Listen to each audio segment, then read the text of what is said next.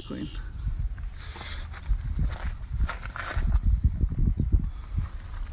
All right.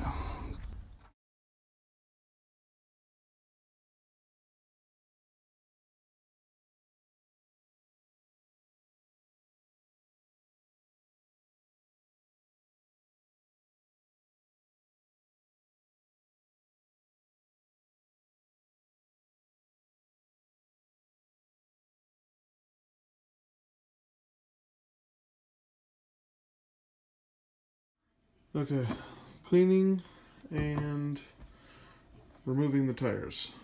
As most of you know, it's not easy to get these tires off. They're really well put on there. You can see how hard they crush it almost. That leaves an indent from the nut.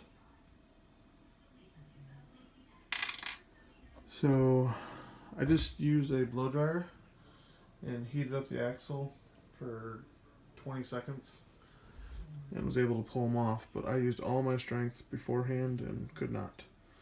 I got the rig really dirty today, like just filled with dirt and dust. Brought it back, aired it out with a air compressor, and took it to the tub, drenched it with a 50-50 mix of Simple Green and water, and doused it. I did cover the electronics with saran wrap, even though I waterproofed this servo, which is an amazing servo, by the way. I liquid taped it. In other videos, I put this original mount back in on the V3 only because it's thicker. Put some metal spacers on the bottom to get it to rise up a little, and then made a little. Let's see if I can get that. Another recommendation for cleaning: get some cheap paint brushes. Let you get into all the crevices to clean it. Simple Green is safe on plastic, non-toxic. Pretty good stuff to clean. Next I'm going to use regular WD-40. I'm going to avoid the bearings and these cups.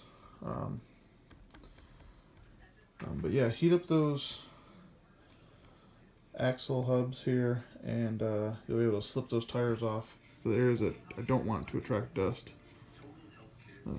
Dry lube. Good stuff. And then the rest of it, just regular WD-40. So, a couple tips. Hopefully those help you when cleaning and trying to remove the tires. I used a little silicone spray on the tires and a brush. Get them all cleaned up. There are vent holes inside the tire where the foam is, so try to not. You don't want to saturate them. You don't want to drench them probably, so you don't get that filled up with water. But brush and some silicone spray does really good. The body, I did end up Gorilla taping, like where it was wearing or rubbing, just for a little added protection. I got my first little crease. Didn't break though, just a little crease. So I think maybe the duct tape helped. This metal cage on top really helps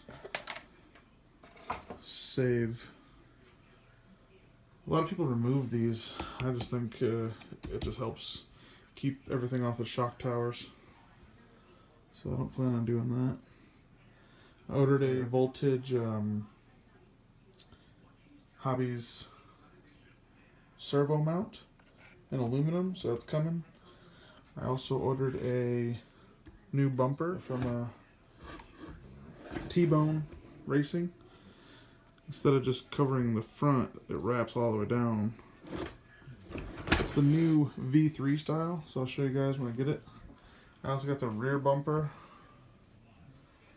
This wheelie bar is fine so far, so I'm not going to replace it until it breaks. I might go RPM.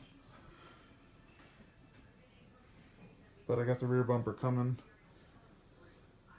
I also got from Jenny RC on her website.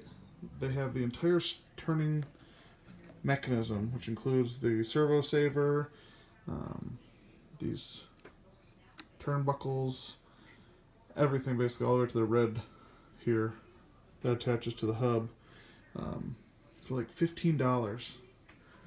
So Jenny's RCs, I believe is what the website was. It's on eBay and she has her website. But like $15, and it includes everything. Because I stripped out one of the bolts on these. So I mean, this alone is $8.